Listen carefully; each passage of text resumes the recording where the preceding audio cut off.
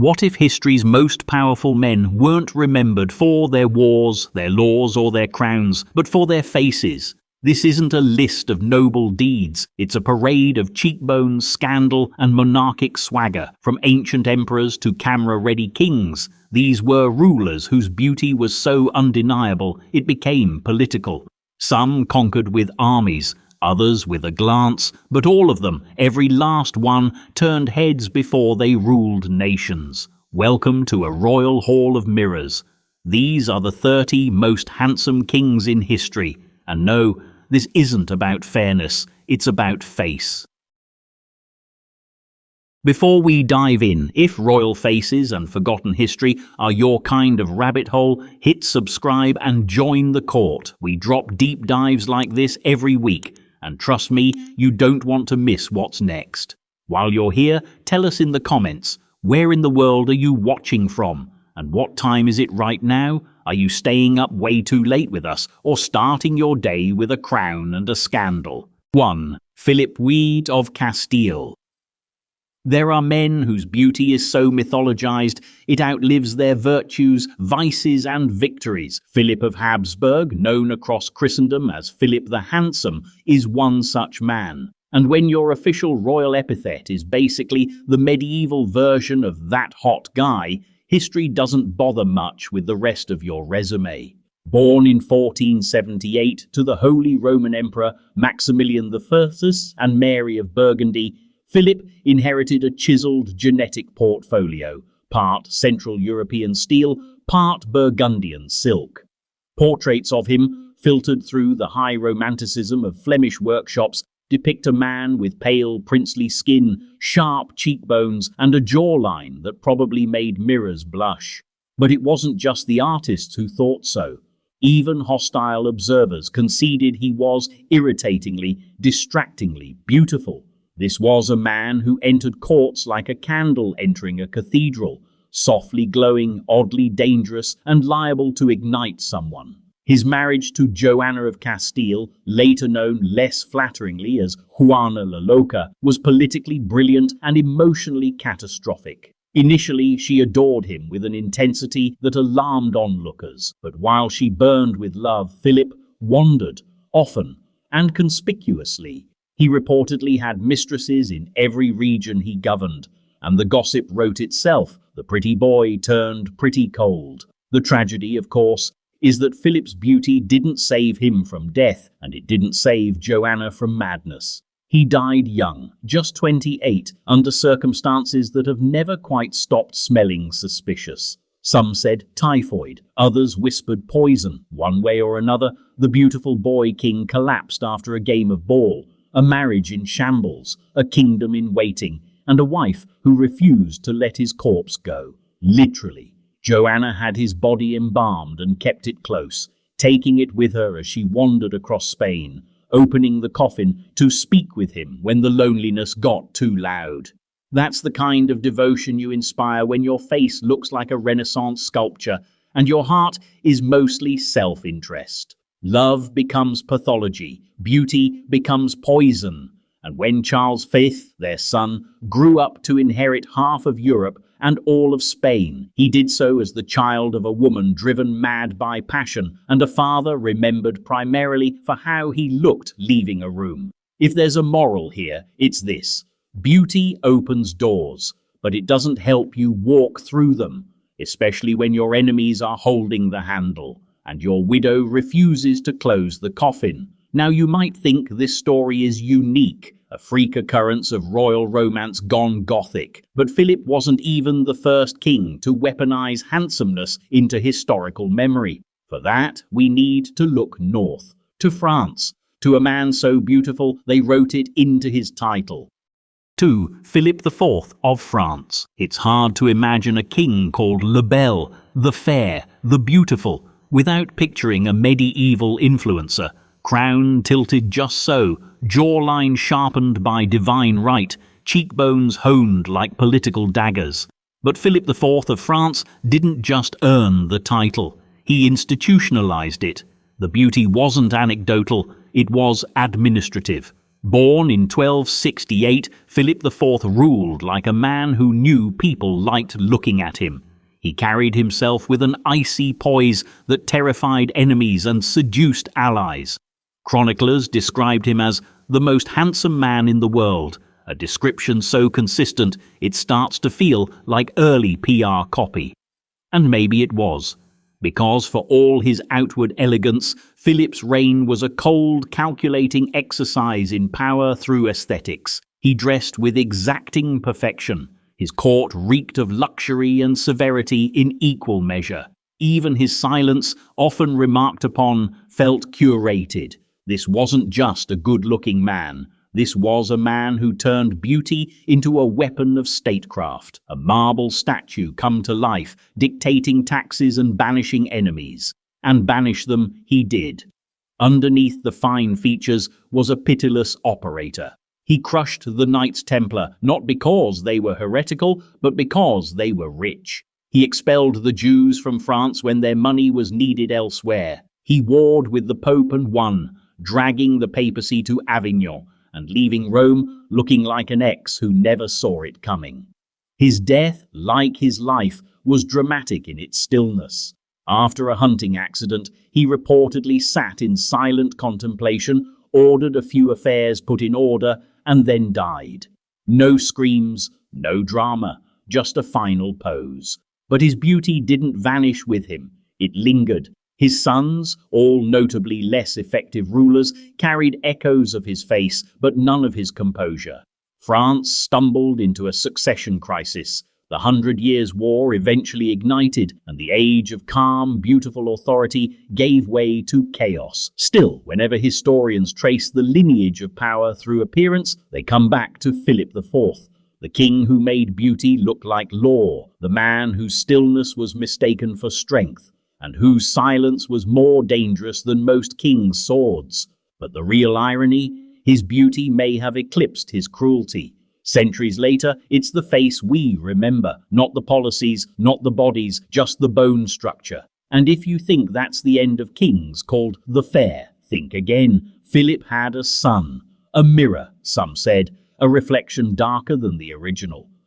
2 kings in, and we're already knee-deep in dynastic drama and dangerously good looks. If you're still watching, you might as well make it official. Hit that subscribe button and join the royal procession. And while you're here, drop a comment. Where are you watching from, and what time is it right now? Are you on your lunch break in London, or wide awake at 3 a.m., wondering why all the handsome kings died young?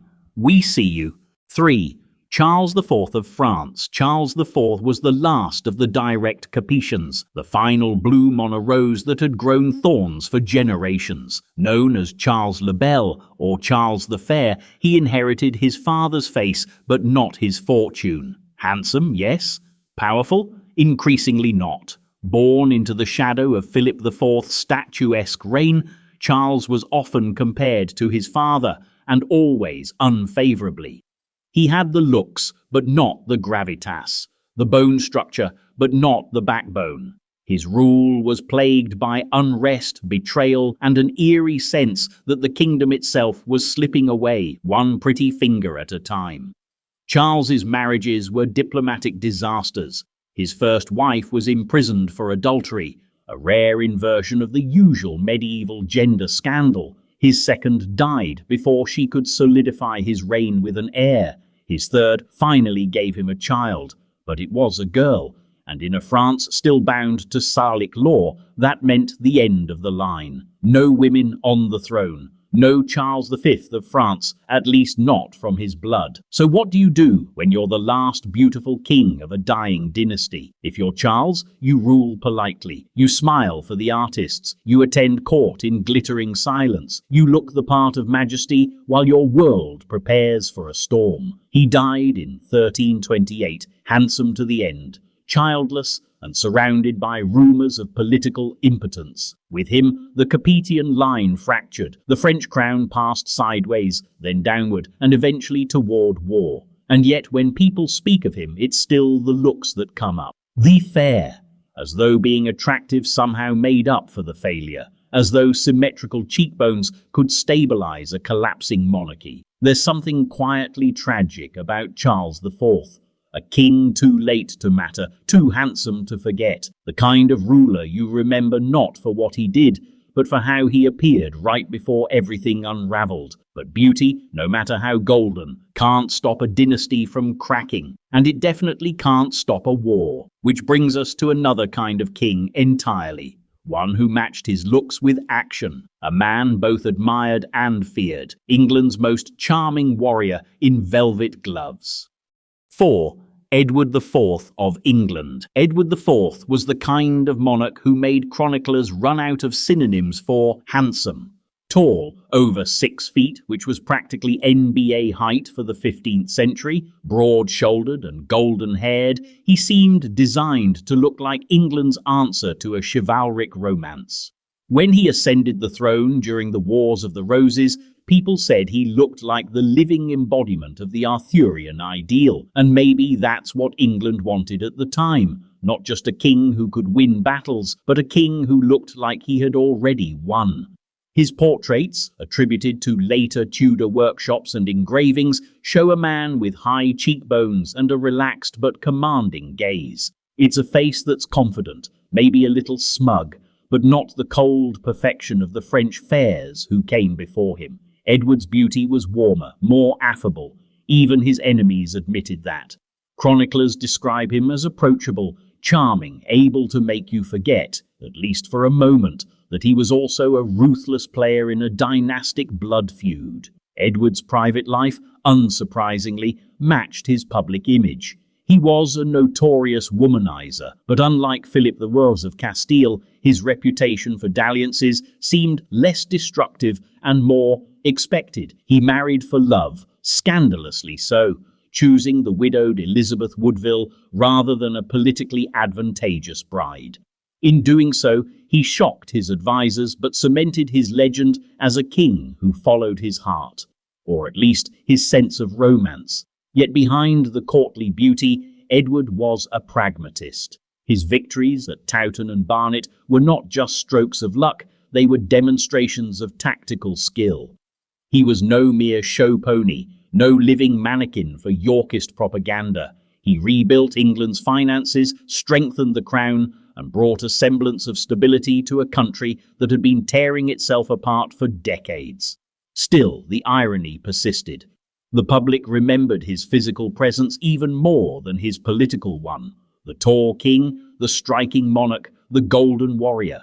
When he died suddenly at 40, overweight and exhausted by the burdens of kingship, there was a sense that England had lost not just a ruler, but a living emblem of national confidence.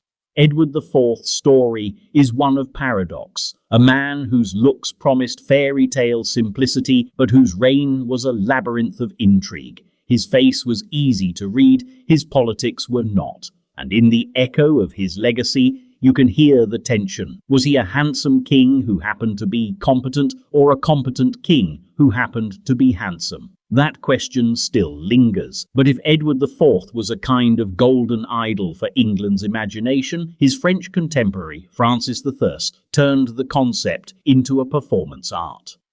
5. Francis VIII of France. Francis V wasn't just handsome, he was spectacular. His was a court of glittering tournaments, gilded architecture, and artistic patronage that left the Louvre and Fontainebleau gleaming. But before the tapestries and the Titian portraits, there was the man himself, tall, athletic, and described by contemporaries as extremely handsome. Not very or quite or reasonably, extremely. In the early 16th century, Europe was entering a new phase of image politics. Monarchs weren't just rulers, they were brands. Francis understood this instinctively. His portraits show him in elaborate Renaissance attire, his face framed by a neatly cropped beard and a soft yet commanding gaze. This wasn't medieval austerity anymore. This was the age of sprezzatura, the art of studied nonchalance, and Francis was its king. His reign is often remembered for its rivalry with Charles V and his disastrous defeat at Pavia, but Francis's beauty made even his losses look glamorous. He was captured and taken to Madrid, a king in exile, but even then his charisma never seemed to dim.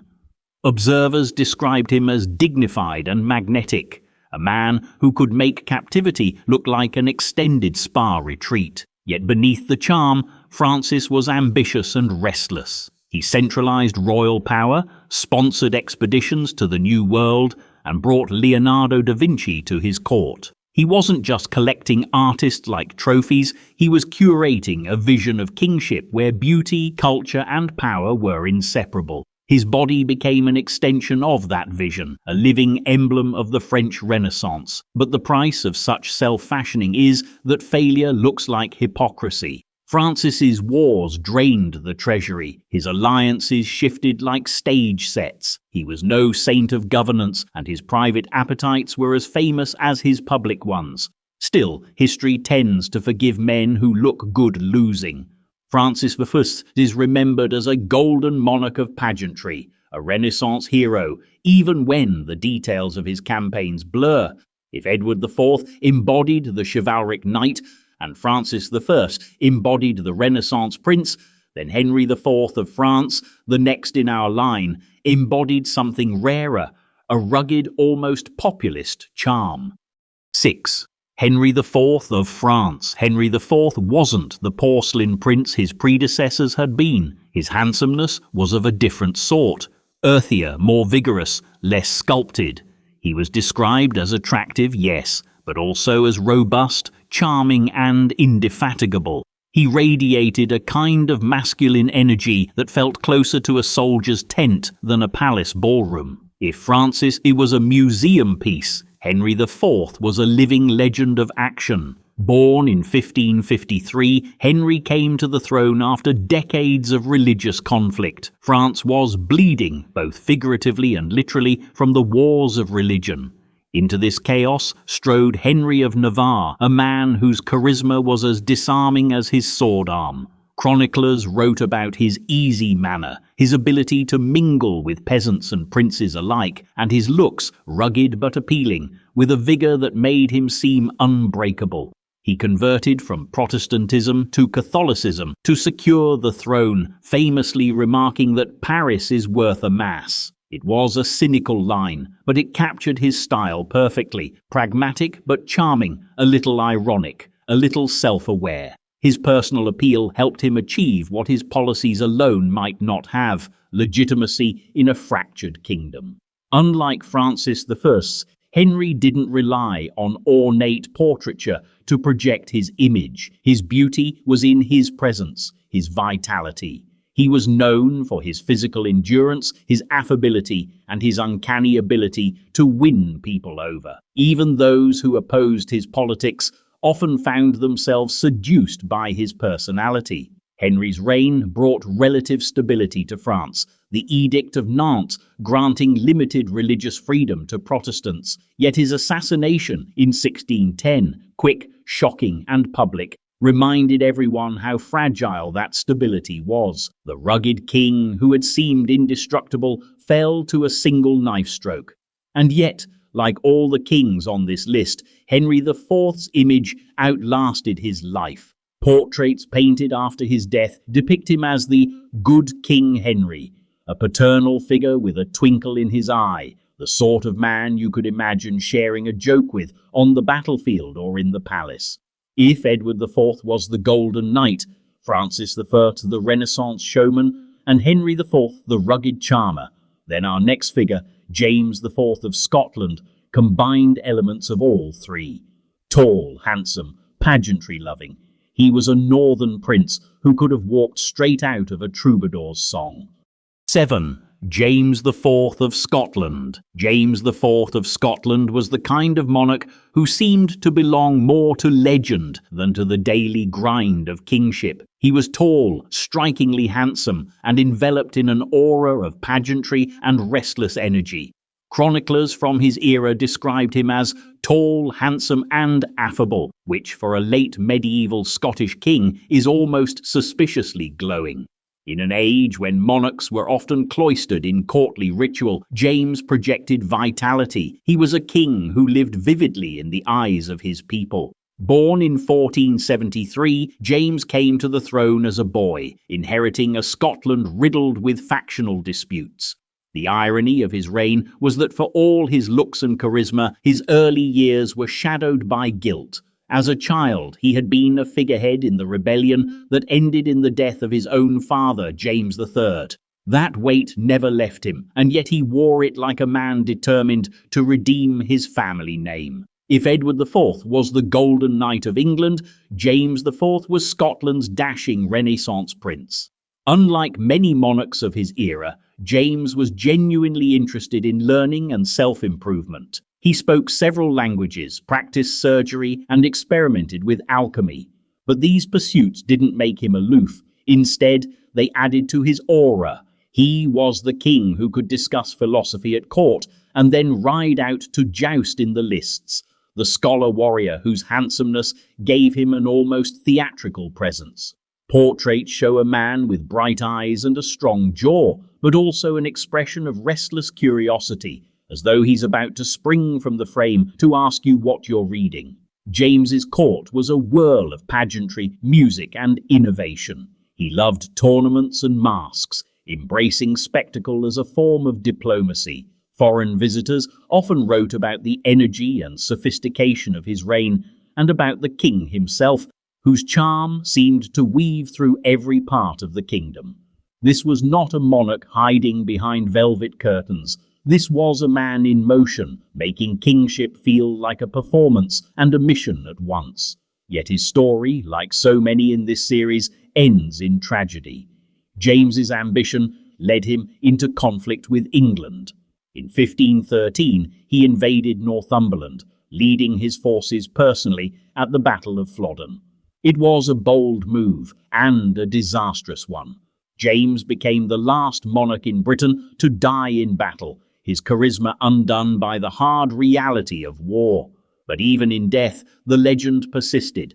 The handsome king, who had once sought to embody chivalric ideals, became a kind of martyr of them. James IV stands out because his looks weren't just a static feature. They were part of his movement, his vitality, his restlessness. He was handsome in a way that suggested action rather than contemplation, a king whose appearance promised daring, not stillness. If Philip IV's beauty was marble, James IV's was fire, but the idea of kingship as spectacle didn't start or end. In Scotland, it had its roots in antiquity, in rulers who fused charisma with myth, which brings us to the most famous of them all, a king whose very name is synonymous with greatness. 7 kings down, and somehow the cheekbones just keep getting sharper.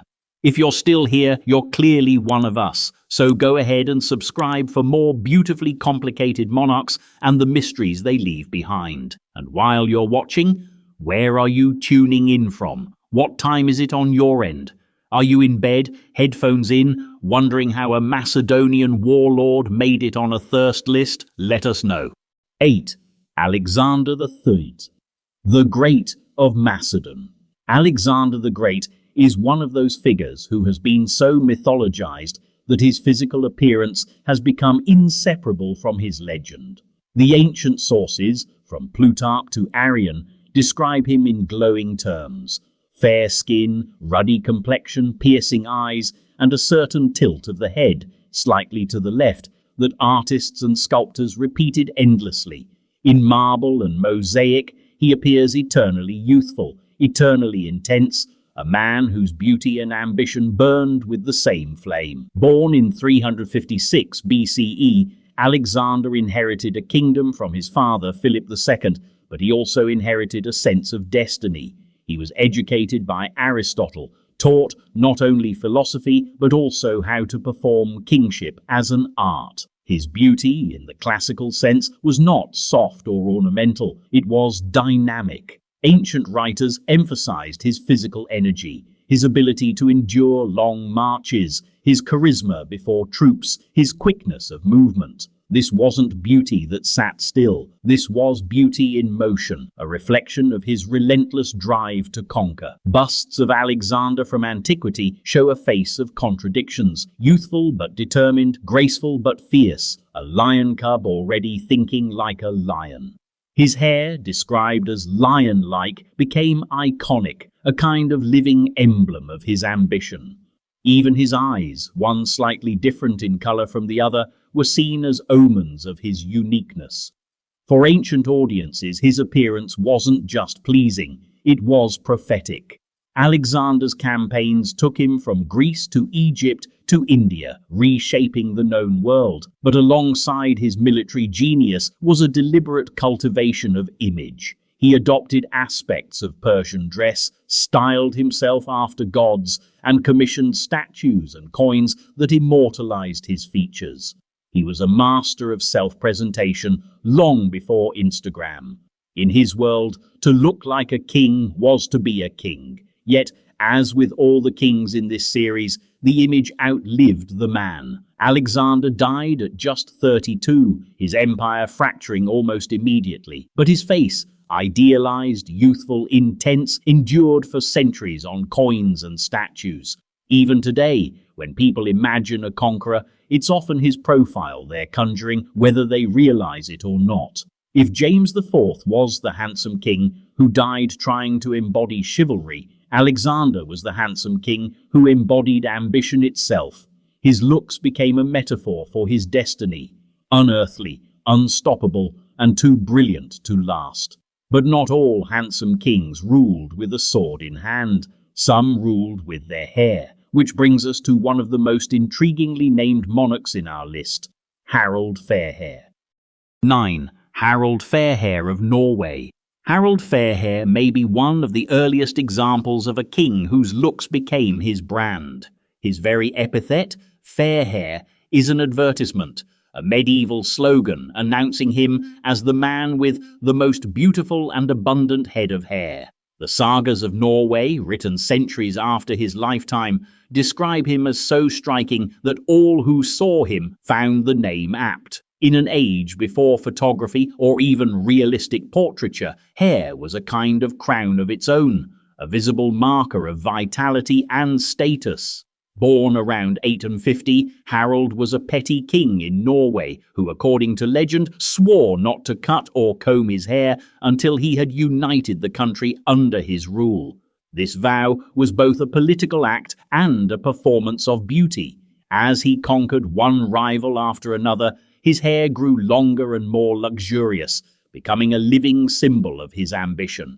When he finally succeeded, he supposedly washed and combed his hair and earned his epithet. Whether the story is literal or symbolic hardly matters. It tells you how people remembered him.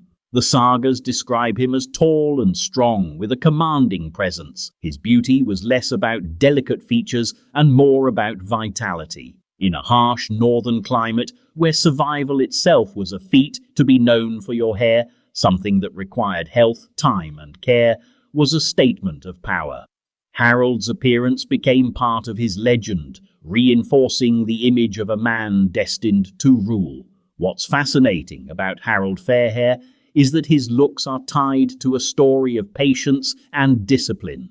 Unlike kings who simply inherited their titles, Harald supposedly earned his by a vow that turned his body into a living timeline of his conquests. Every inch of hair was a milestone, every braid a political victory. His beauty wasn't ornamental, it was narrative. Of course, much of Harald's life sits somewhere between history and myth. The sources were written centuries after his death, and modern historians debate how much is fact. But even skepticism can't erase the image. The young king with the uncut hair, conquering a fragmented land until his appearance matched his destiny.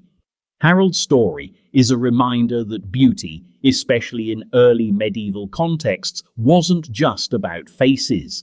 It could be about symbols, hair, stature, the visible markers of health and power. And while later kings would use portraiture, coinage, and photography to immortalize their looks, Harald relied on the oldest medium of all, the spoken story. If Harald's beauty was bound up in legend, our next king's beauty is bound up in something much more tangible. A portrait so famous it still hangs in Westminster, idealizing a monarch's delicate features. And with that, we turn to Richard II of England. 10. Richard II of England. Richard II didn't need legend to make him beautiful, he had a portrait. The Westminster portrait, to be precise, life-sized, gilded and flat-out theatrical. It's the earliest known contemporary portrait of an English monarch, and it's a masterclass in royal image-making. Richard isn't simply painted, he's presented, as if he floated out of a stained glass window and into political reality, trailing incense and implications. Born in 1367, Richard was the grandson of Edward III and ascended the throne as a child after his father, the Black Prince, died prematurely. His reign was one of instability, rebellion, and increasing paranoia. But through it all, one thing remained consistent: Richard's fixation with appearance. It wasn't just vanity, it was strategy. In a world where power was often justified by divine right, Richard styled himself less as a king among men and more as a divinely sanctioned presence. The portrait shows him enthroned, golden-robed, surrounded by angels, crowned with precision, his face delicate and youthful. His hands are narrow, his lips slightly parted, his eyes oddly distant. There's a softness to him, almost androgynous, that stood in contrast to the rugged martial kings of Plantagenet law. Richard's beauty, as represented in this image and reinforced by written accounts, was idealized rather than forceful. He didn't look like a conqueror, he looked like a saint, or someone trying very hard to be remembered as one. Contemporaries and later historians often pointed to Richard's obsession with ceremony and presentation as evidence of weakness. But that's a lazy interpretation. Richard wasn't simply vain, he was building something. A monarchy of image, a kingship that wasn't just based on battlefield victories, but on symbolism, aesthetics, and aura. He introduced elaborate court rituals, expanded the role of liveried retainers, and crafted himself as a kind of political artwork. His face, his robe, his movements, they all became extensions of the crown. Of course, the trouble with symbols is that they don't bleed, and Richard's real political authority began to erode. The Peasants' Revolt in 1381, the simmering tensions with the nobility, his eventual deposition by his cousin Henry Bolingbroke, all revealed the limits of beauty when not backed by force. Richard may have looked divine, but he was exiled like any other failed monarch, removed, imprisoned, and quietly eliminated. And yet, the face survived. That portrait still hangs in Westminster Abbey. Tourists walk past it, rarely understanding its context, but feeling something strange nonetheless. A king staring out from an age when portraits weren't about realism, they were about intention. Richard II's face says, "I was beautiful and I ruled, whether or not you liked it." And in that face, you can see the transition of kingship, from the battlefield to the canvas, from raw power to curated image. Richard wasn't the last to understand this. In fact, the next king on our list perfected it. 11. Charles II of England. Charles II didn't just walk into the Restoration with flair, he swaggered in. After a decade of Cromwellian grey, his return was a thunderclap of velvet, wigs, and unapologetic indulgence. And at the centre of this theatrical revival was a king whose looks made him impossible to ignore. Contemporaries were practically giddy in their descriptions of Charles. Samuel Pepys, whose diaries serve as a 17th century combination of Instagram stories and gossip columns, referred to Charles as a very proper man. Tall, dark and lean, Charles stood out in a country that had forgotten what glamour looked like. His long black curls, sharp nose and amused eyes made him instantly recognizable. He looked like he knew secrets you'd never be cool enough to learn.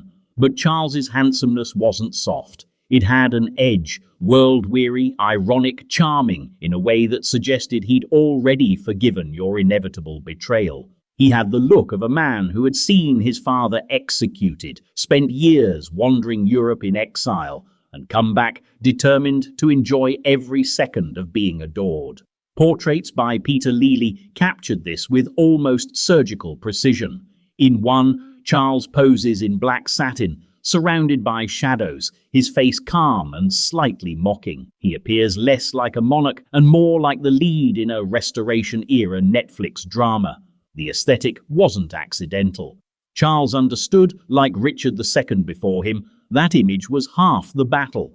But unlike Richard, Charles backed it up with strategic ambiguity.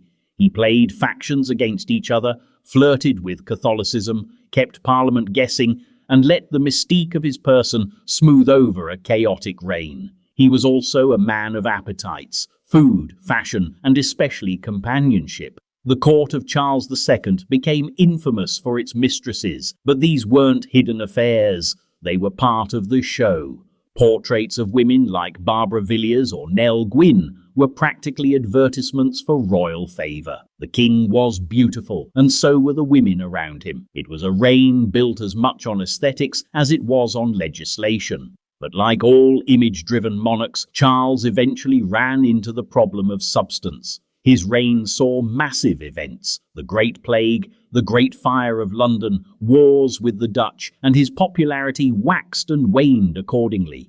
Yet through it all, his image held. Even in old age, slightly puffier and more cynical, he retained that restless glamour, that sense that he was aware of being watched and didn't mind in the slightest. He died suddenly in 1685, supposedly muttering apologies for taking so long to die. It was a fitting exit for a man who always saw his life as a kind of performance. A beautiful king who understood that charm, when used correctly, can rule more effectively than fear. But if Charles ruled with charm, the next king ruled with melancholy. His beauty was porcelain, his life a poem of doomed youth, and his legacy is still draped in mist and mourning. 12. Sebastian I of Portugal. Sebastian I of Portugal is the tragic prince of Iberian legend, the boy king who vanished, the national ghost who refused to stay dead, and a sovereign whose beauty became inseparable from his mystique. Born in 1554, Sebastian ascended the throne at just 3 years old.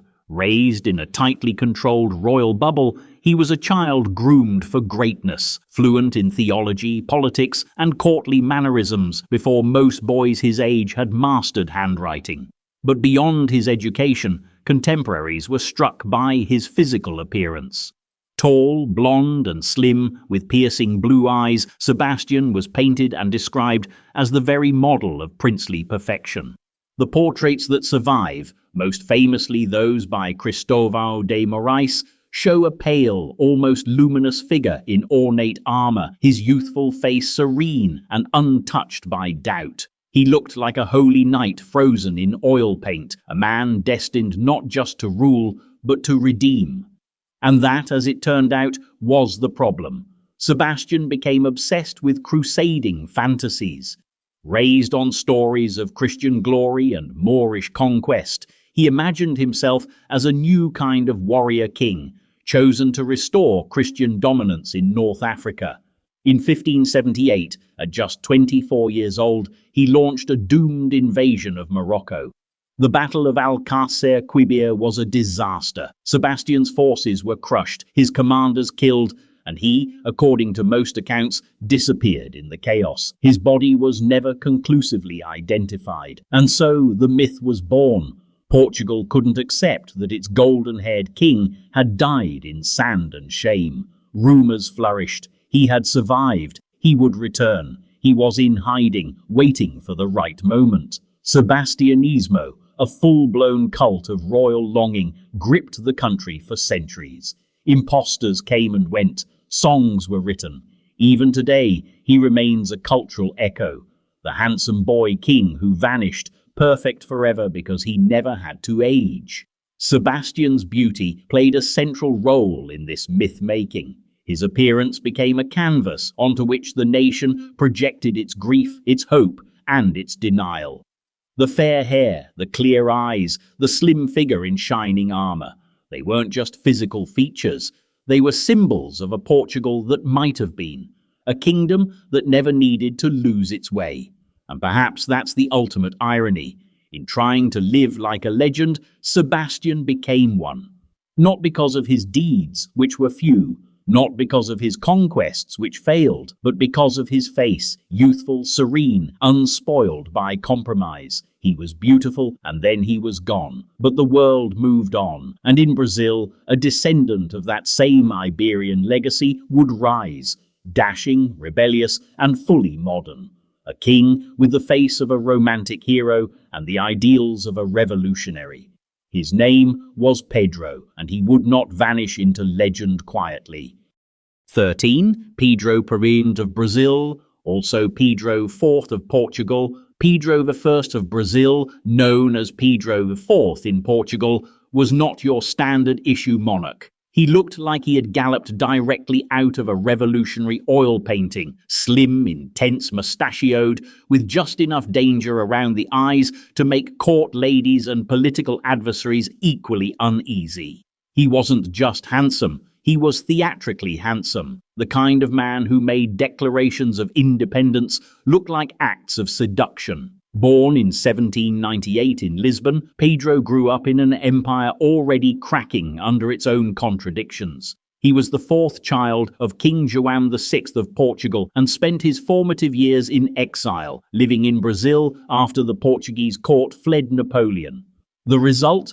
A prince who was raised in a kingdom in exile, soaked in Enlightenment ideas and colonial tensions, raised on tropical air and revolution, and he looked the part. Contemporary portraits depict Pedro as lean and rakish, with a noble brow and high cheekbones. His military uniforms barely concealed the romantic tilt of his figure. His charisma was electric, his posture somehow always ready for a duel or a declaration.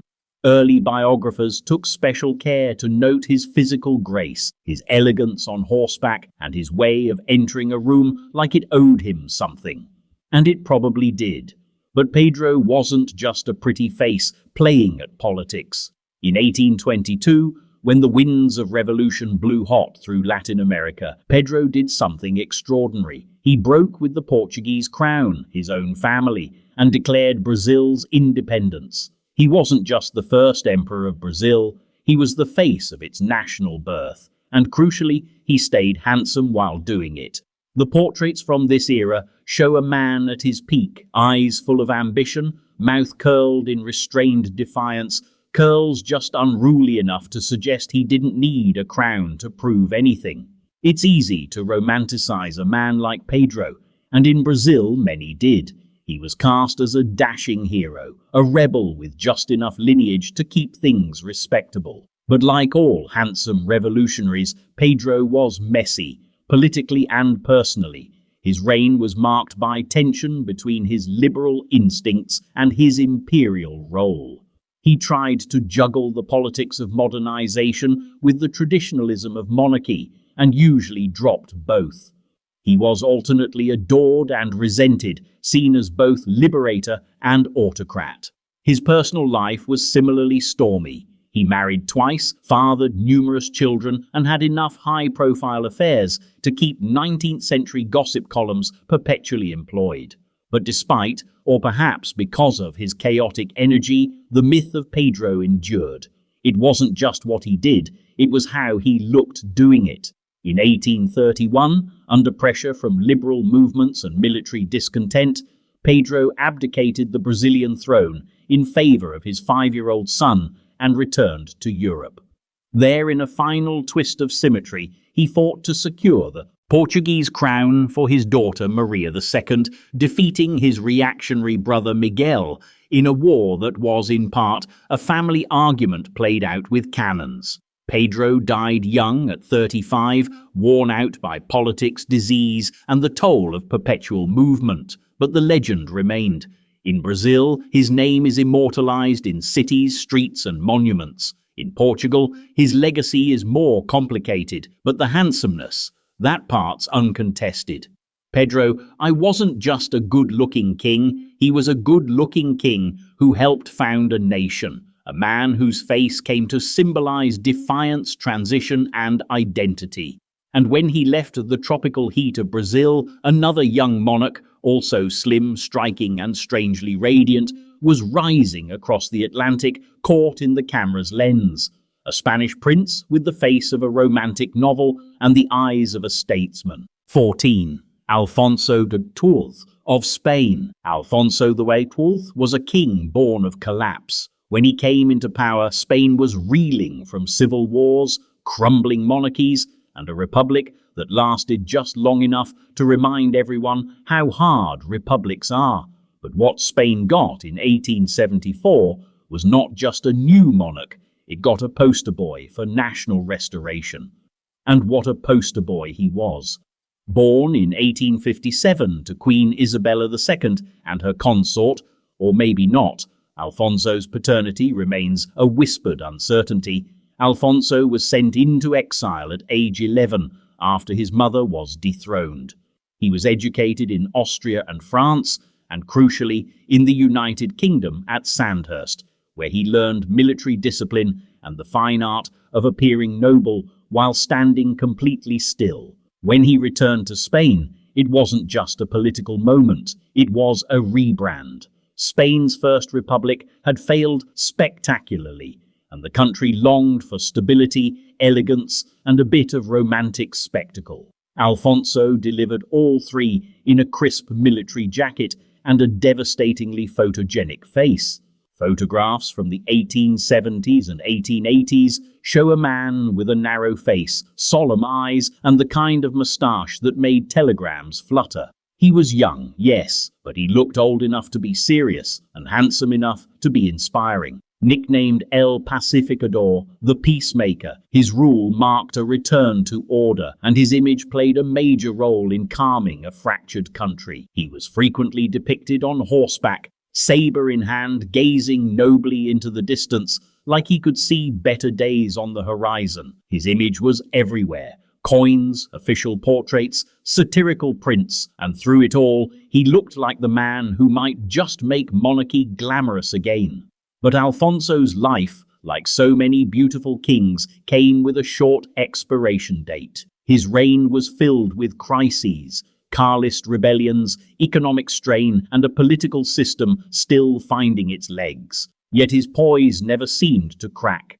He navigated scandal, civil unrest, and parliamentary chaos with a calmness that made people think he might be the real deal. He married twice, first to Maria de las Mercedes, who died tragically young, and then to Maria Cristina of Austria. The first marriage captured the imagination of the public, a fairy tale union cut short that elevated Alfonso into near mythic status. The second secured the dynasty, though less romantically. Alfonso XII died in 1885, just 27 years old, from tuberculosis.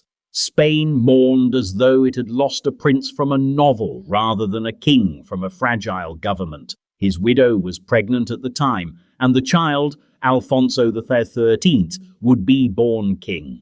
But the father, the photogenic monarch who had briefly made Spain believe in beauty and order again, was gone. What remains is the image, youthful, dignified, quietly magnetic. Alfonso XII was a transitional figure in every sense, but his face left a permanent impression. Spain didn't just remember his reign, it remembered his presence. And speaking of royal presence, the next in line wasn't just handsome. He was photographed endlessly, adored obsessively, and watched relentlessly as he courted scandal, abdicated a throne, and nearly brought down a monarchy. 15. Edward VIII of the United Kingdom. Edward VIII was born to be king, and then decided, quite spectacularly, not to be. But before the abdication crisis, before the Wallis-Simpson affair, before the constitutional chaos, there was the image, and the image was devastatingly effective. From a young age, Edward was treated as the golden boy of the British royal family. Blonde, athletic, and impeccably dressed, he became a media sensation in the age when photography was overtaking oil painting as the visual medium of royalty. Unlike his forebears, Edward's beauty wasn't captured in brushstrokes, it was broadcast in real time. By the 1920s and 30s, Edward was everywhere. His face appeared on cigarette cards, in newspapers, on magazine covers. He was always slightly aloof, slightly amused, always perfectly lit. His style, neatly tailored suits, casually disheveled hair, a cigarette held just so, created an entirely new model for what a royal could look like. He didn't seem like a relic of empire. He seemed modern, dangerous even. He flirted with the press and with expectation. He toured the empire not just as a diplomatic figure, but as a heartthrob. Women swooned, men copied his style. He was the first royal to be famous in the way celebrities are famous, not just respected, but watched, mimicked, consumed. But all that charm masked a profound restlessness. Edward's handsomeness wasn't the calm, composed beauty of his ancestors. It was a flickering, volatile appeal. His features were sharp, but there was a nervous energy in his smile. A man who, despite all his public adoration, seemed always slightly at odds with himself. The abdication, when it came in 1936, stunned the nation. Edward gave up the throne to marry Wallis Simpson, an American divorcee. It wasn't just a scandal, it was a rupture. For some, it was a romantic gesture. For others, a betrayal of duty. But everyone agreed on one thing. It looked good on camera. Even in exile, Edward remained photogenic. The Duke of Windsor, as he was titled post-abdication, was photographed with Wallis in beautifully choreographed domestic settings, hosting parties, walking dogs, still stylish, still devastatingly composed. He lived long enough to see the monarchy reinvent itself under his brother George VI and his niece Elizabeth II. He was, in many ways, a cautionary tale, but he was also something else, a king who understood the power of image so well that he chose love over crown, beauty over duty, and left the world wondering what might have been. Up next is a king whose looks weren't just captivating, they were weaponized in one of the most dangerous political love affairs in European history. He didn't just turn heads, he turned the head of Catherine the Great. 16. Stanisław August Poniatowski, Poland. Stanisław August Poniatowski wasn't born to be king. He wasn't even born to be a contender. But he was born with something that, in the 18th century courts of Europe, could take you farther than lineage. A face that made empresses forget themselves. Before he was crowned King of Poland and Grand Duke of Lithuania in 1764, Stanisław was a relatively obscure Polish nobleman with a cultured upbringing and razor-sharp manners. He had charm, certainly. Intelligence, yes. But what really distinguished him was a kind of soft, luminous beauty that got him noticed in the only court that mattered, Imperial Russia. And more importantly, by the only person who mattered in that court, Catherine the Great. It was 1755 when Stanisław was sent to St. Petersburg as a diplomatic envoy. Catherine was still a Grand Duchess at the time, married into the dysfunctional Romanov clan, and beginning to think thoughts far larger than her current position allowed.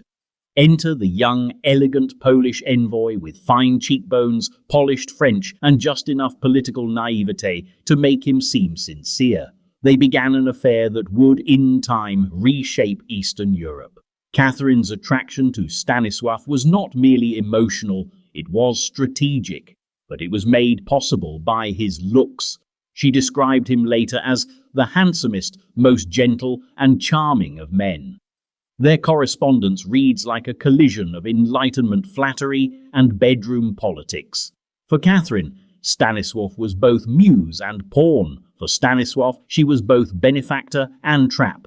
When Catherine took the Russian throne in 1762, after her husband was, let's say, abruptly removed, she saw an opportunity. Poland, forever the problem child of Europe, could be useful to her if it had the right king. And what better puppet than a beautiful one? 2 years later, with Russian troops parked nearby to gently assist the electoral process, Stanisław was declared King of Poland. It was a stunning rise for a man with no military credentials and only the most tenuous claim to the throne. But when you have Catherine's backing and Catherine's memory, you don't need an army. You just need to smile like you belong there. As king, Stanisław tried earnestly, desperately, to be more than a puppet. He was a reformer, a patron of the arts, a man who wanted to drag Poland into modernity. His court in Warsaw glittered with Enlightenment thinkers and ambitious architects. He founded schools, sponsored the first Polish newspaper, and backed the Constitution of 3rd of May 1791. A document so ahead of its time that it made autocrats nervous just by existing. But reform is rarely enough when you owe your crown to someone else's ambitions. The same Russian power that lifted him up would not allow him to strengthen his country. Poland was carved apart in 3 partitions, dismembered by its more powerful neighbours. Stanisław could do little to stop it. His beauty, so vital in his rise, proved no shield against geopolitical erosion. Still, his appearance remained notable even as his influence declined. Portraits from throughout his reign depict a man of refinement and sorrow, his face increasingly solemn, his gaze drifting somewhere past the viewer as if haunted by the future. Even in exile, after his abdication in 1795, he retained that melancholic grace. He died in St. Petersburg, a guest in the very court that had once elevated him. Stanisław's legacy is paradoxical. He was beautiful and brilliant, ambitious and trapped, remembered as both visionary and failure. He didn't save Poland, but he tried, and for a king installed for his looks, that's already more than anyone expected. But if Stanisław was a king whose looks earned him a crown and whose intellect couldn't hold it, the next monarch on our list combined physical power with imperial scale, a man known in the West as the Magnificent, and for good reason. 17. Suleiman the Magnificent, Ottoman Empire. In the West, they called him the Magnificent. In the East, he was Kanuni, the lawgiver. But before the titles, before the imperial reforms and the military campaigns, Suleiman I was a striking young prince with eyes like storm clouds and the kind of symmetrical face that artists dream of and empires remember. Born in 1494, Suleiman came to the Ottoman throne in 1520 at the age of 26. By then, he had already developed a reputation for both physical elegance and commanding presence. European diplomats noted his long neck, broad shoulders, and noble bearing. Turkish chroniclers described him as possessing majestic calm, a phrase that, while politically flattering, also hints at the stillness of someone very aware of how he looks when being watched. And he was always being watched. Unlike many European monarchs, Suleiman's image wasn't primarily preserved in paintings or sculpture. It was minted on coins, in architectural inscriptions, in the fabric of state itself. Still, a few Western portraits exist, most famously by Titian, and they present an imposing man with fierce intelligence in his eyes and the heavy dignity of someone who knows he will not be forgotten. He ruled for 46 years, overseeing the empire at its political, military, and cultural zenith. His armies marched deep into Europe, capturing Belgrade, Rhodes, and most famously, though not conclusively, laying siege to Vienna. His navy dominated the Mediterranean. His legal reforms reshaped the internal structure of the empire. He corresponded with French kings, threatened the Holy Roman Emperor, and sponsored an architectural renaissance that still defines the skyline of Istanbul. But behind the imperial machine was the man, and his beauty mattered. In a court where appearance was a form of diplomacy, Suleiman embodied the majesty of the state. His clothing was deliberately magnificent. His jewels were not just adornments, but political symbols. His public appearances were carefully choreographed, and his private life, well, that's where things got complicated. Suleiman broke tradition by marrying Hurrem Sultan, better known in the West as Roxolana, a concubine who rose to unprecedented power. Their relationship shocked the court, scandalized foreign observers, and inspired centuries of speculation. Some saw it as love, others saw it as weakness. But one thing is clear, their partnership was built not just on passion, but on intellect, ambition, and mutual admiration. And Suleiman, for all his might, let himself be seen as a man capable of devotion, a rare vulnerability in an absolute monarch. His later portraits show a face lined with age but not diminished. His gaze, always intense, grew more reflective. By the time of his death in 1566, on campaign as ever, Suleiman was more than a ruler. He was a myth, a face etched into memory not by accident, but by meticulous design. Where Stanisław's beauty was intimate and tragic, Suleiman's was imperial, designed to awe, to endure, to command. And yet both men, in very different ways, built their legacy on the tension between appearance and power. The next monarch on our journey knew a great deal about both. His life was one long, slow dissolve into myth, built on photographs, castles, and the kind of dreamlike beauty that seemed too fragile for politics. He didn't reign so much as haunt. His name was Ludwig, and he was Bavaria's beautiful ghost. 18. Louis II of Bavaria, Mad King Ludwig. Louis II of Bavaria never quite fit into the world he inherited, and that's partly because he looked like he belonged to another one entirely. Born in 1845, Louis was tall, delicate, and almost unnaturally striking. Photographs from his youth show a man with large, luminous eyes, a regal profile, and the kind of bone structure that made marble jealous. Even in black and white, his face suggested something otherworldly, romantic, operatic, impossible to govern. He became king at 18, ascending to the Bavarian throne in 1864. And from the start, it was clear that he wasn't particularly interested in ruling, not in the traditional sense. Ludwig didn't care for diplomacy or budgeting or parliamentary procedure. What he wanted was beauty, art, solitude, fantasy. And so he built Neuschwanstein, Linderhof, Herrenchiemsee, castles that looked like they had been designed by a lovesick architect under the influence of too much poetry and moonlight. Castles that now bring millions of tourists to Bavaria, but at the time were considered extravagant disasters. Ludwig poured his personal fortune and eventually public funds into creating architectural dreams modelled not on political function but on Wagnerian opera and medieval romance. He was obsessed with Richard Wagner, whose music and ideas became something like a personal religion. The two men had a turbulent friendship full of admiration and resentment. Ludwig didn't just admire Wagner's work, he saw himself in it. A tragic hero, a beautiful, misunderstood king wandering through a kingdom too crude to deserve him. His contemporaries were baffled. He rarely appeared in public. He dined alone. He wandered his palace halls at night, composing letters in spidery handwriting and staring out of windows at his own reflections. He was not, by 19th century standards, normal, but he was undeniably beautiful. His later photographs, taken as rumors about his sanity grew louder, show a man increasingly removed from time, still handsome, still regal, but drifting, like a figure from a lost painting trying to stay relevant in a world full of accountants and ministers. In 1886, Ludwig was declared insane by a panel of doctors who never examined him in person. He was arrested and taken to Lake Starnberg.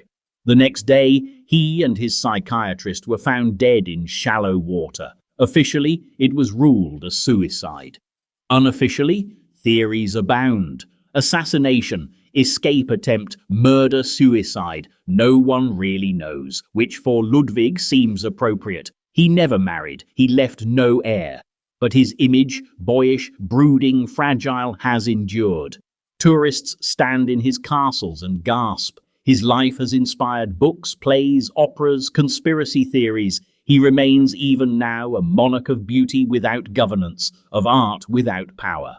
And next we turn to another king whose looks were immortalized by art, but this time through a brush wielded by a master, Charles I of England. Handsome, doomed, and unlike Ludwig, not destined to vanish quietly into legend. 19.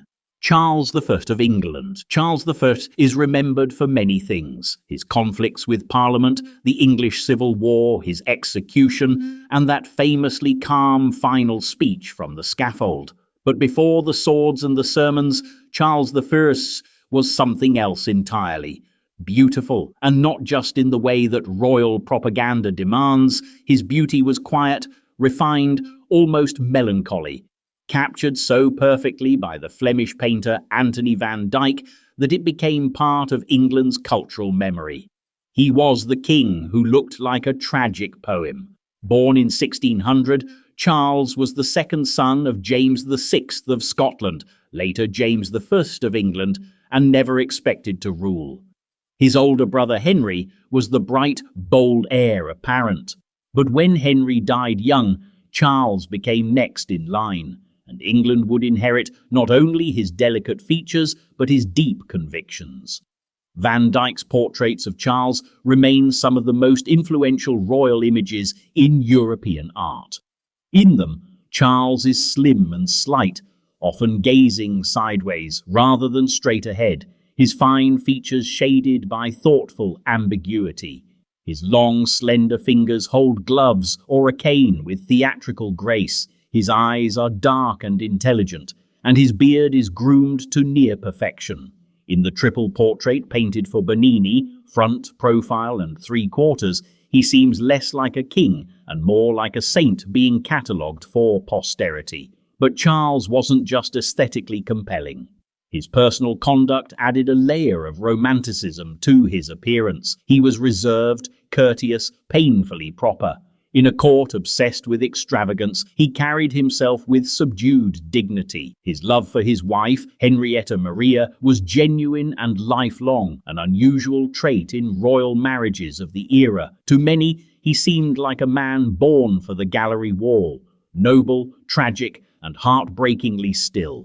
Unfortunately for Charles, political life didn't reward stillness. He believed to his core in the divine right of kings, that his authority came from God, not from Parliament. He wasn't loud about it, but he was absolutely immovable. That quiet, stubborn idealism led to a breakdown between Crown and Commons, escalating eventually into full-blown civil war. His beauty didn't help him here. The same poise that gave him mystique also made him seem detached. While his opponents gathered support with fiery sermons and populist arguments, Charles remained elegant and inflexible. Captured by parliamentarian forces tried for treason and sentenced to death, Charles refused to yield. On the day of his execution in 1649, he dressed with meticulous care. Black cloak, white silk shirt, he wanted to avoid any shivering that might be mistaken for fear. Even in death, he controlled the narrative. His final words, "I am the King of England, I am the martyr of the people," echoed across history, and so did his face. After the monarchy was restored under his son Charles II, portraits of Charles I were treated almost like relics. His image wasn't erased by his defeat, it was sanctified by it. Royalists painted him as a martyr king, a beautiful soul destroyed by base politics. Churches displayed Van Dyck's works like holy icons, and even today there's a strange aura that clings to his legacy, not just because he died, but because he died looking like that. The next king in our lineup, however, wouldn't have to rely on canvas to capture his beauty. His image survives in oil, yes, but also in letters, medals, woodcuts, and battlefield songs.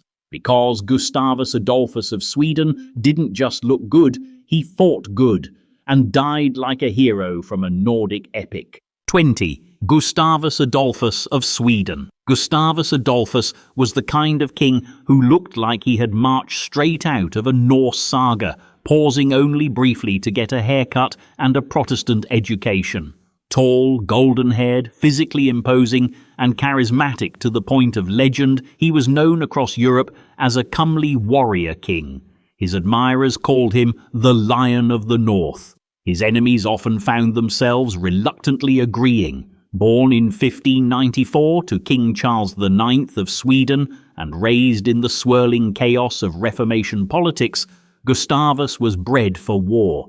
He ascended the throne at just 17 and immediately set about transforming Sweden from a northern backwater into a military powerhouse. But even as he reformed his armies, modernized the state, and rewrote the art of warfare, there was always the other thing, the fact that he was handsome. Contemporary portraits show a king with high cheekbones, a sharp nose, and clear, penetrating eyes. His famous curled moustache and ruddy complexion gave him a kind of boyish virility, and he exuded a confidence that seemed to come not just from power, but from absolute conviction. He wasn't pretty in the courtly sense. He was striking in the field sense, the kind of beauty that came with windburn armor and steel in the air. He was also a master of image. Gustavus understood the importance of optics long before the age of Instagram. He cultivated a carefully crafted image as both warrior and liberator, especially during the 30 Years' War. Protestants across Europe pinned their hopes on him. Pamphlets praised his nobility. Medal engravings emphasized his youthful vigor and heroic bearing. The myth of Gustavus was being written even as he lived, but Gustavus wasn't just bluff and brawn. He was tactically brilliant, bringing innovations to battlefield logistics and weapon deployment that would be studied for generations. His campaigns in Germany made Sweden a dominant force in European politics, and made Gustavus a kind of Protestant messiah. He led from the front, fought in person, and became something rare in royal history. A king beloved by both his troops and his scholars. And then, of course, he died young. At the Battle of Lutzen in 1632, Gustavus was killed in thick fog while leading a cavalry charge. He was 37. The details of his death are still debated, but the impact was immediate. Mourning across Europe, hagiographies in pulpits, and a new layer added to the legend. His image hardened into something both noble and tragic. Statues were raised. His face was engraved on coins and etched into the Protestant imagination. He had been beautiful, yes, but more than that, he had been a king who looked like a hero and died like one. And as Europe entered the long, slow twilight of absolute monarchs, kings like Gustavus began to feel like relics of a more heroic age. Yet not all handsome monarchs vanished with the sabre and the banner. Some stepped into modernity with poise, polish, and just enough royal distance to seem timeless. Enter Michael I of Romania. 21. Michael I of Romania. Michael I of Romania wasn't born into a golden age, but he looked like he had been. Born in 1921 and first crowned at just 5 years old, in the middle of a dynastic reshuffle so convoluted it would make a Byzantine jealous, Michael was always more symbol than sovereign in his early years. But as he matured into his second reign during World War II, one thing became undeniable. This young king had the kind of presence that camera lenses loved. Tall, slender, and classically handsome, Michael had an almost cinematic quality. His profile, strong but not severe, with intelligent eyes and a naturally dignified bearing, seemed to belong to a different time. He didn't need to strike dramatic poses. The elegance came naturally. In a Europe rapidly unraveling under the pressure of totalitarianism, his photographs projected a strange magnetic calm. Romanian and foreign press alike frequently described him as tall and handsome, and it wasn't empty flattery. His appearance was central to how Romanians related to him, not just as a king, but as a kind of national figurehead through chaos. As Hitler rose, as Stalin's shadow crept westward, Michael stood out as a model of youthful integrity. His most famous act came in 1944 when, at just 22, he orchestrated a coup against the pro-Nazi regime of Ion Antonescu. In doing so, he flipped Romania's allegiance and shortened the war in Europe by several months. Churchill called him the best-looking young man I ever saw, and more importantly, a brave and wise young king. But Michael's looks weren't just a surface feature. They reinforced the image of a ruler who embodied grace under pressure. As the Soviet sphere tightened, Michael tried to hold on to some form of constitutional monarchy. But in 1947, under pressure from the communists and with the Red Army parked outside, he was forced to abdicate. Even in exile, he remained photogenic. Photographs from Switzerland and the UK show a man who aged gracefully, never losing the quiet dignity that made him a living symbol of Romania's lost monarchy. In fact, his appearance became a kind of resistance, proof that something noble had once existed and might again. Michael, I lived into the 21st century, returning to Romania after the fall of communism to a hero's welcome. By then, his youthful looks had matured into grandfatherly grace. But to those who remembered him as the young king who stood up to tyranny, he remained forever the poised, handsome boy with the fate of a nation in his hands. And next, we turn to a king whose story is nearly forgotten outside of his homeland, but whose youthful beauty was captured in photo after photo, in a nation teetering on the edge of war. A Greek tragedy in the most literal sense. Alexander of Greece. 22. Alexander of Greece. There are kings who are born for the stage, kings who craft their image, and kings who vanish into legend. And then there is Alexander of Greece, a monarch remembered less for his reign and more for his striking, delicate beauty. His rule was brief, his influence modest, but his face, preserved in early 20th century photographs, glows with a tragic golden hue. He looked like a myth written too late for glory and too early for rescue. Born in 1893, Alexander was the second son of King Constantine I and Queen Sophia. He was never meant to rule, but in 1917, during the political convulsions of World War I, his father was forced to abdicate under Allied pressure, and his older brother was passed over due to his pro-German sympathies. The throne fell to Alexander, not because he was ready, but because he was convenient. At just 24, with the Great War in full swing and his country divided, he was quietly placed on the throne like a decorative vase on an unstable table. But despite being a figurehead for the pro-Allied Venezuelist government, Alexander wasn't without presence. Photographs of him during this time show a man of refined handsomeness, high cheekbones, a strong brow, and eyes that seem to question the camera. His military uniform fits him like it was cut for a matinee idol. He had the look of someone too thoughtful to be used as a pawn, but too polite to resist. He wasn't granted real power. The government made decisions, Alexander made appearances, but his charisma and good looks gave him a soft power all his own.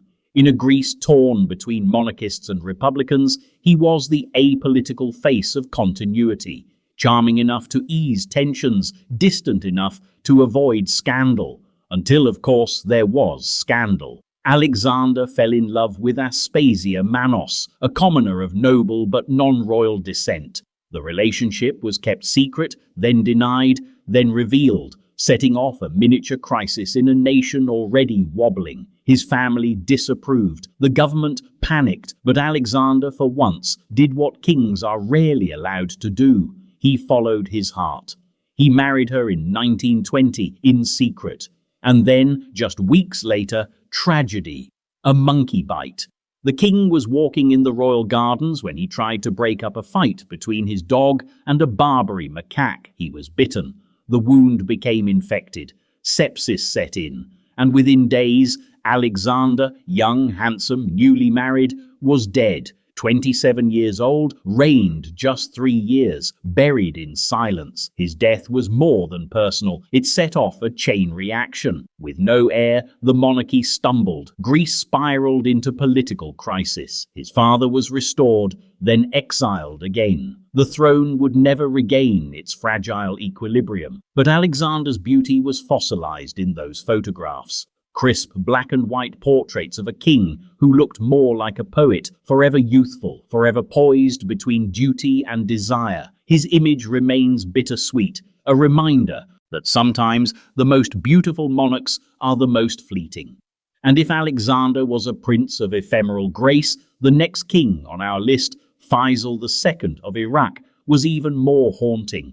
A boy king with a movie star face, caught in the final moments of an empire's illusion. 23. Faisal II of Iraq. Faisal II wasn't just handsome, he was cinematic. A king groomed on British sensibilities and Arab aspirations, with a face that belonged in glossy magazines as much as in royal decrees. Tall, dashing, with large, expressive eyes and a graceful carriage, he was the poster child of modern monarchy in the Middle East, until history snapped the photograph in half. Born in 1935, Faisal became king at the age of just 3, after the sudden death of his father, King Ghazi. As a toddler monarch, Iraq was ruled in his name by a regency council headed by his uncle, Prince Abd al-Ilah. These were turbulent years, coups, British interference, nationalist fervour. But through it all, young Faisal was watched carefully, educated meticulously, and styled for leadership. And styled he was. Photographs from his teenage years show a young man with the crisp, clean-cut look of a 1950s Hollywood star. Groomed at Harrow in England, alongside other young royals, he was known for his impeccable manners and his quiet, studious demeanour. Newspapers from London to Baghdad remarked on his striking features: almond-shaped eyes, symmetrical jawline, and a smile that seemed almost too sincere for politics. In the early 1950s, as he assumed full royal powers, Faisal became a symbol of modern Arab monarchy. Iraq was rapidly developing, urbanizing, industrializing, balancing oil revenues with rising social unrest. The monarchy clung to its pro-Western alliances, especially with Britain and the United States, and Faisal often appeared in military dress, standing beside world leaders, always looking just a bit too gentle for the rooms he was in. He wasn't a tyrant, nor was he particularly strong-willed. His reign was an attempt at calm during a storm, cautious liberalization, gestures toward reform, and a quiet charm offensive both at home and abroad. He visited the US, met Eisenhower, impressed diplomats not with bluster but with poise. But Iraq was changing faster than he could catch up. Pan-Arabism was on the rise. The Hashemite monarchy, installed by British hands decades earlier, was beginning to look like a foreign costume draped over a restless country. In 1958, while Faisal was just 23 years old, a military coup led by General Abdul Karim Qasim overthrew the monarchy. On July 14th, the royal family was captured. What happened next remains one of the most tragic full stops in modern monarchic history, and yet his face lives on. Faisal's final photographs, taken just weeks before the coup, show a young king on the edge of something he never saw coming, dressed in immaculate suits, greeting ambassadors, standing beside Queen Elizabeth. His posture perfect, his eyes thoughtful. He looked like the future. He had no idea the future had other plans. In Iraq today, the memory of Faisal II remains complicated, but his image, elegant, youthful, almost too soft for the role he was forced to play, endures, like a painting half-finished or a film stopped before the climax. Which brings us to another king whose life spanned the same post-war years and whose handsomeness was broadcast not through the palace but through the pages of Time, Life and Paris Match. The Shah of Iran, Mohammad Reza Pahlavi. 24. Mohammad Reza Shah Pahlavi, Iran. Mohammad Reza Pahlavi looked like someone who knew the camera loved him and made sure it always had a good angle. From the moment he took the throne in 1941, replacing his deposed father, Reza Shah, he carried himself like a man destined for modern myth. Square jaw, steely gaze, neatly parted hair, polished uniforms. He didn't just rule Iran, he performed it. Born in 1919, educated in Switzerland, Mohammad Reza returned to Iran with European manners, a clipped Persian accent, and the face of a polished statesman in training. His early portraits portray a prince of potential, youthful, serious, and subtly radiant. As Shah, he would become the most photographed Iranian in history, and his looks were central to his branding, both at home and abroad. In the post-war years, the Shah cultivated an image of progress. He was always impeccably dressed, military regalia one day, Savile Row suits the next.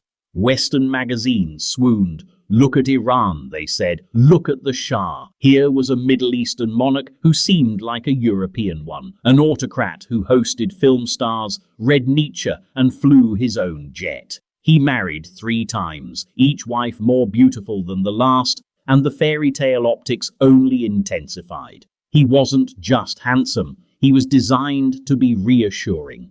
In every photograph, he looked like a man with answers, calm, composed, slightly removed. His face was the perfect mask for the contradiction underneath. A ruler desperate for both modernity and control. At home, his rule was increasingly repressive.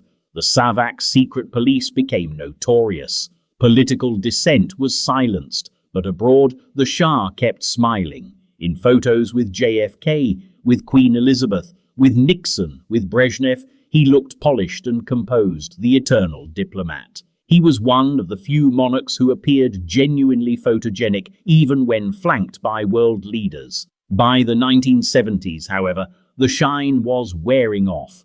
The excesses of the White Revolution, the disconnect between the monarchy and the people, and the rise of Islamic opposition movements eroded his support. And yet, in the photos, he still looked immaculate. In 1979, the revolution came. The monarchy fell, the Shah fled, and in exile as cancer ate away at his body and the world's attention shifted, his image remained curiously intact. Even his critics admitted he had style. He died in Cairo in 1980. No throne, no empire, just a memory of a man who once looked like the future and now seemed like a relic of a world that never really existed. Next is another monarch who graced newsstands, charmed colonials, and smiled his way through the chaos of 2 empires. But unlike the Shah, Bao Dai never pretended to be a reformer. He was the last emperor of Vietnam, and in many ways, its suavest.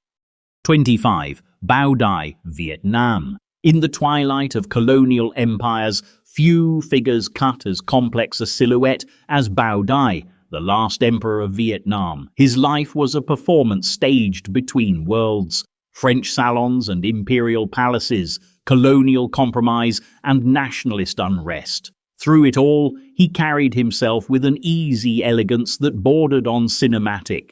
Bao Dai wasn't just a monarch, he was a bon vivant, a cosmopolitan figure whose looks became a kind of political currency. And what looks they were. Born Nguyen Phuc Vinh Thuy in 1913, he was the son of Emperor Khai Dinh and inherited the throne of An Nam, one of the French protectorates of Vietnam, at the age of 12. Educated at the prestigious Lycée Condorcet and then at the Institut d'études politiques in Paris, Bao Dai emerged not so much as a national leader, but as a polished young aristocrat steeped in French manners and style. He dressed immaculately, spoke fluent French, played tennis and bridge, and moved through colonial high society like it was his natural habitat. Photographs from his youth depict a lean, composed figure with refined features, often dressed in tailored suits or formal imperial robes. He had the rare kind of beauty that translated across cultures, a face that seemed made for both silk brocade and tuxedos. French newspapers in the 1930s often referred to him as Le Prince Charmant de l'Indochine, the charming prince of Indochina. And indeed, Bao Dai's personal magnetism helped keep an uneasy peace between Vietnamese identity and French colonial administration for a while longer. But beauty, as always, was not destiny. Bao Dai's reign was punctuated by constant political tightrope walking. He ruled as emperor under French colonial oversight, abdicated in 1945 under pressure from the Viet Minh, was briefly reinstated as chief of state by the French during the First Indochina War, and then finally faded from power altogether after the Geneva Accords. Through it all, he appeared strangely untroubled, serene, aloof, a man adrift in the tide of history, cocktail in hand. To some, he seemed indifferent. To others, he was merely pragmatic, trying to preserve what little influence remained for his dynasty in a time when monarchies were collapsing across Asia. He once famously quipped, "I would rather be a citizen of an independent country than emperor of an enslaved one." The line had the ring of nobility, but also resignation. And perhaps that was Bao Dai's most consistent trait. He looked like someone who had already accepted the end. He spent the final decades of his life in France, living quietly in exile on the Riviera, marrying and divorcing, dabbling in business ventures, and remaining impeccably dressed to the very end. He died in 1997, having long since become a ghost from another era. An emperor without an empire, remembered as much for his tailored suits as for any political stance. Bao Dai was never the revolutionary, never the fighter, but in his own way he was a mirror, reflecting the contradictions of a nation under foreign rule, the complexities of identity in a hybrid world, and the vanishing art of monarchic grace. His beauty was part of that mirror, polished, poised, and always just out of reach. Which leads us to a different kind of king, one not born in the shadow of empire but standing at the crossroads between tradition and modernity. A monarch with striking poise, whose image travelled far beyond his borders through early photography and the curious fascination of the West. He was King Chulalongkorn, and his portrait is still used today to sell the idea of benevolent royalty. 26.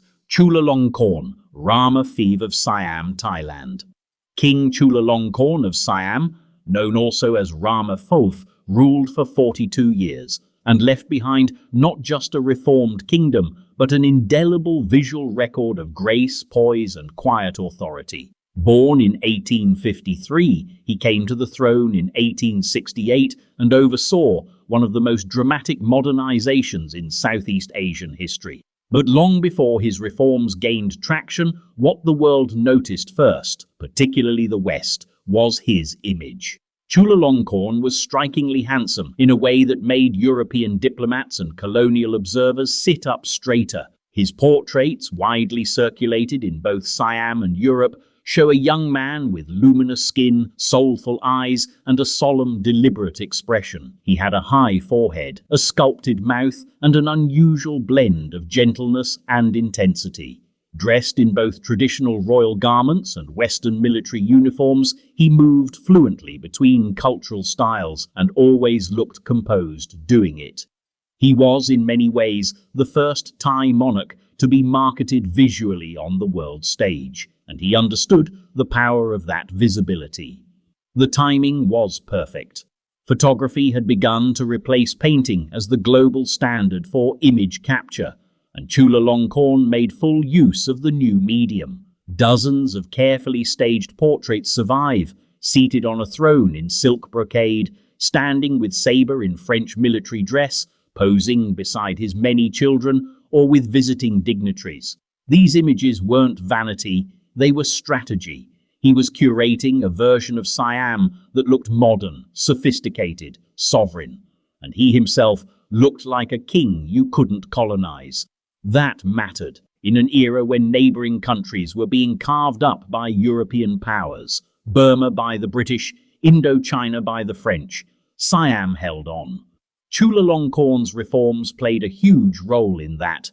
He abolished slavery, modernized the bureaucracy, established railroads and education systems. But his physical presence, his composed beauty, also communicated strength in a language the West understood: aesthetics. Unlike Bao Dai's floating detachment, Chulalongkorn's appearance was tightly linked to action. His calm face didn't suggest retreat, it suggested control. He moved across continents with ease, famously touring Europe in 1897 and being received with warmth and curiosity. Newspapers described him as elegant, noble, and unusually self-possessed. In many ways, he was the perfect contradiction. An Asian monarch who dressed like a European general but ruled with Buddhist sensibility. His photographs circulated not just in royal archives, but on stamps, posters, and eventually currency. To this day, his image still appears in Thai households, not as nostalgia, but as reverence. He remains a symbol of modernization without capitulation, sovereignty without isolation, and always, unmistakably, beauty without vanity. He died in 1910, leaving behind a legacy so entrenched that his birthday is still observed as a national holiday. Statues of him exist across Thailand, but his face in those early studio portraits tells the deeper story.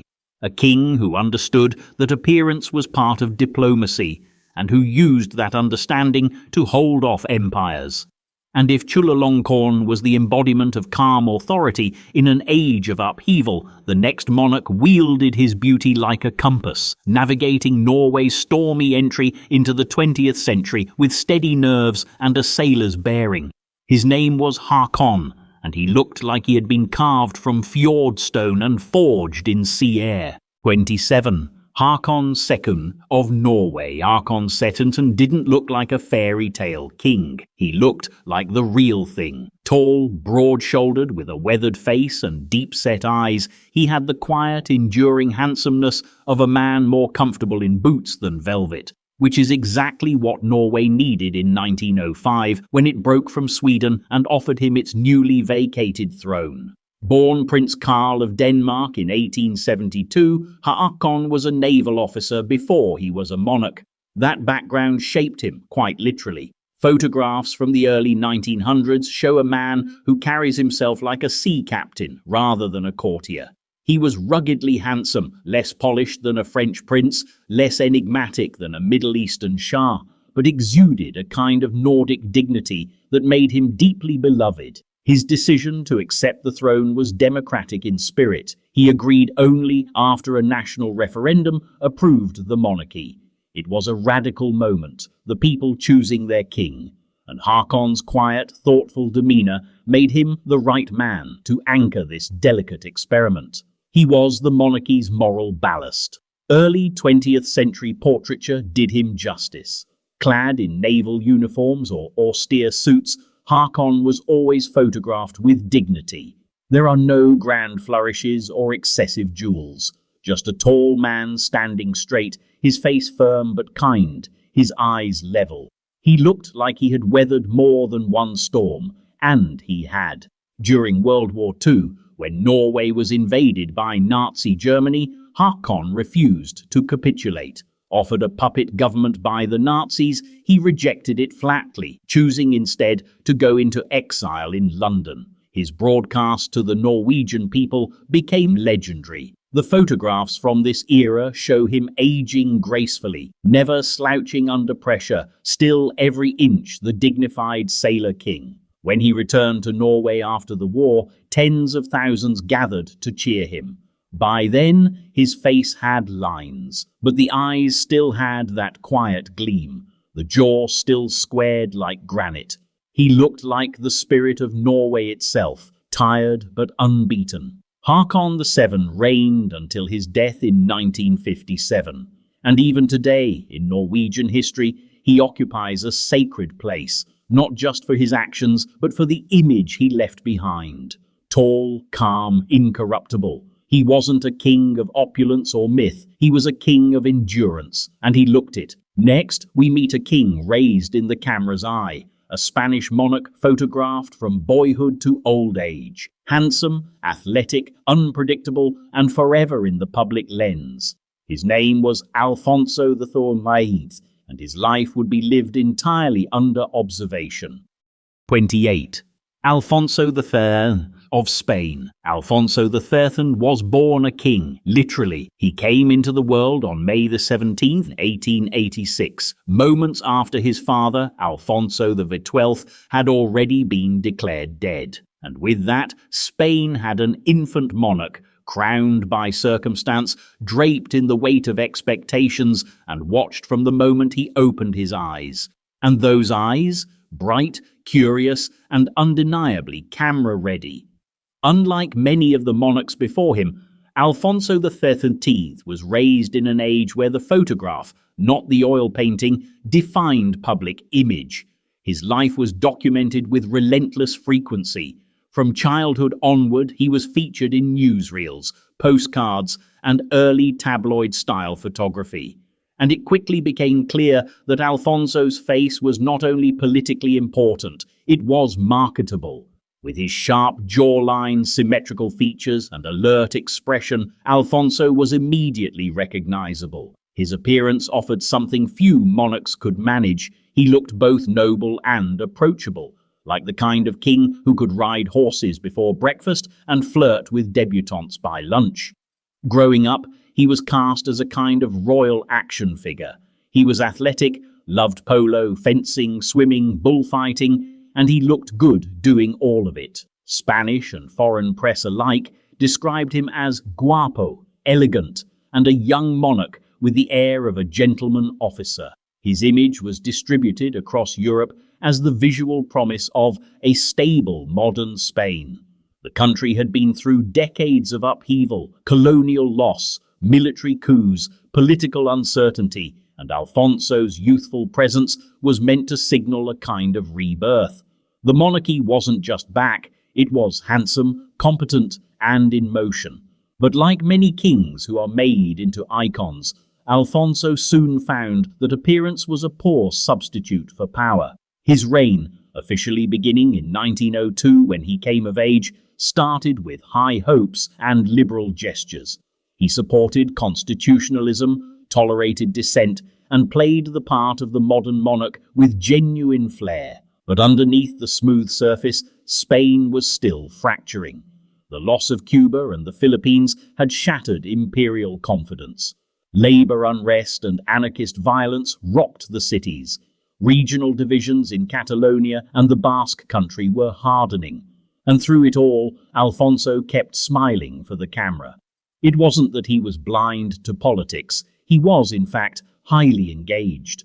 Perhaps too engaged.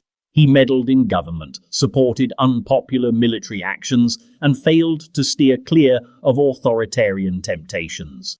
The 1923 military coup, led by Primo de Rivera, happened with Alfonso's blessing, and though it brought short-term stability, it stained the monarchy's democratic image. Still, through the 1920s, Alfonso remained a visual symbol of royal vigor. Photographs of him skiing in the Pyrenees, inspecting troops, attending royal weddings, and presiding over bullfights continued to flood the public sphere. He had a flair for pageantry and always looked at ease, well-tailored, upright, and even in middle age, retaining the athletic charm of his youth. But then came the collapse. By the early 1930s, the dictatorship had failed, the economy had stumbled, and the people were weary of royal solutions. In 1931, after municipal elections revealed overwhelming support for republicanism, Alfonso left the country, not formally abdicating but quietly exiling himself to Rome. His departure was not dramatic. It was almost cinematic, the once golden monarch slipping away while the republic was declared. He would never return as king. The monarchy was abolished, civil war would follow, and Alfonso would become a handsome footnote to a collapsing century. In exile, his looks faded, but his legacy lingered. He died in 1941, having spent a decade watching his homeland unravel from afar. Today, Alfonso XIII is remembered as much for his image as for his actions, a king who embodied a kind of visual optimism that never quite translated into lasting change. But his photogenic mystique paved the way for other modern royals who knew the power of image, including the next man on our list, a Danish king whose stern, sculpted presence seemed designed for horseback statues and war memorials.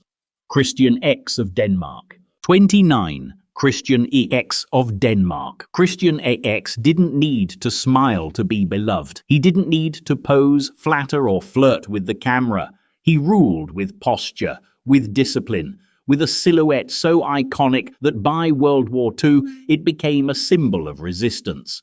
Born in 1870 and reigning from 1912 until his death in 1947, Christian was, at first glance, the least glamorous of the modern handsome kings. He wasn't soft-featured or charming in the way of Edward VIII. He had no cinematic angles like Faisal II, but what he did have was presence, and sometimes that's the most enduring kind of beauty. He was tall, over 6 feet, broad-shouldered, regal without ornament. His face, long and angular, bore the mark of Northern European restraint. Stoic, grave, and carved with a kind of quiet authority. When photographed in uniform, especially on horseback, he looked like he belonged not just on the battlefield, but on a monument about the battlefield. During World War I, Denmark remained neutral, and Christian's role was largely ceremonial. But he understood the optics of monarchy in a media age. He was often seen on horseback, patrolling the streets of Copenhagen unaccompanied, wearing his iconic white-gloved uniform and plumed helmet. It wasn't just for effect, it was a statement. The king sees you, the king walks with you. By the time World War II arrived, that image had hardened into legend. In 1940, when Nazi Germany invaded Denmark, the government capitulated quickly to avoid destruction. But Christian remained. Every day he would ride his horse through Copenhagen, unguarded, upright, and silent. The image of the lone king, surveying his occupied capital with steady resolve, became a national icon. There is a widely repeated, though historically debated story that when the Nazis demanded Jews wear yellow stars, Christian responded that he would wear one too. The historical accuracy is unclear, but the story stuck, because it matched the image people already believed. Christian X as the embodiment of dignity, resistance, and kingly grace. He was not a reformer, he was not a revolutionary, but he looked like someone who belonged in hard times, a visual anchor during chaos. Photographs from the 1930s and 40s show an aging monarch who never lost his bearing. His face became more lined, his eyes more tired, but the posture never sagged. Even into his 70s, he rode his horse like a man unwilling to concede to time. He died in 1947, his funeral attended by thousands. Statues of him stand across Denmark, usually in full military dress, on horseback, cast in bronze like a sentinel watching the horizon.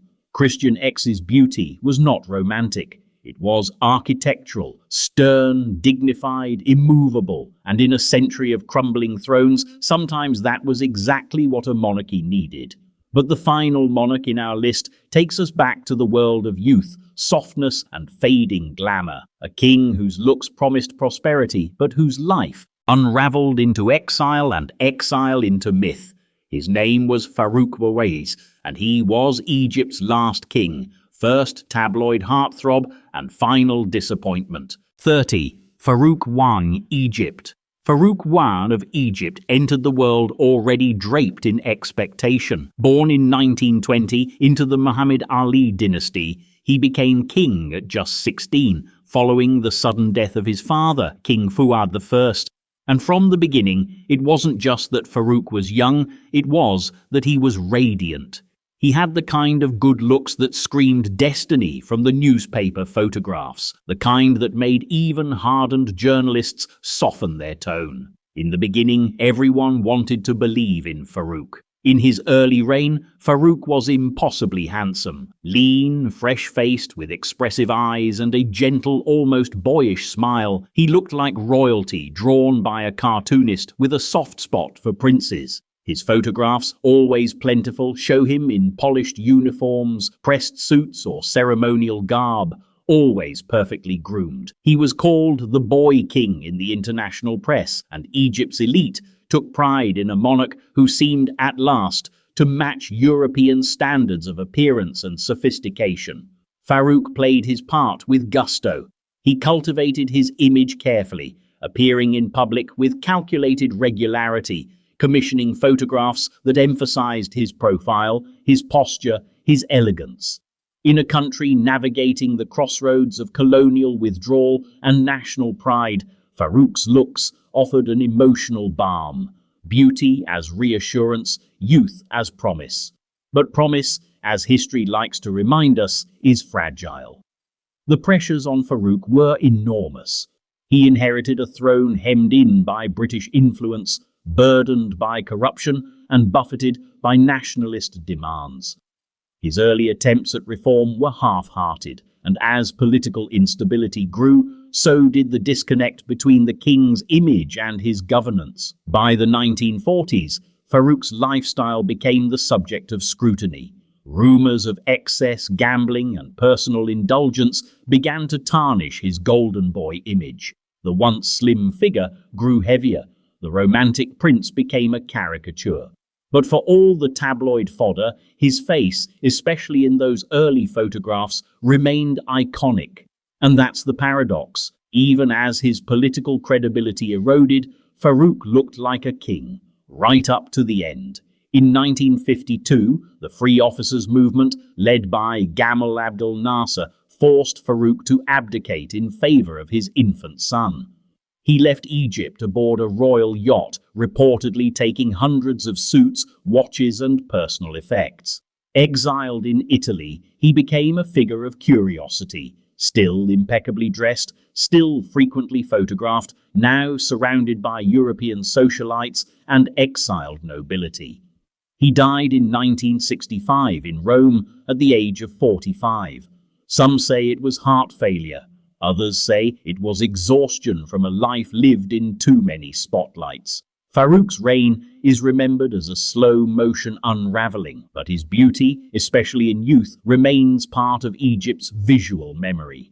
He was the last king of a long dynasty, the final face of a royal age, and the kind of monarch who reminded the world that sometimes appearances aren't just misleading, they're seductive.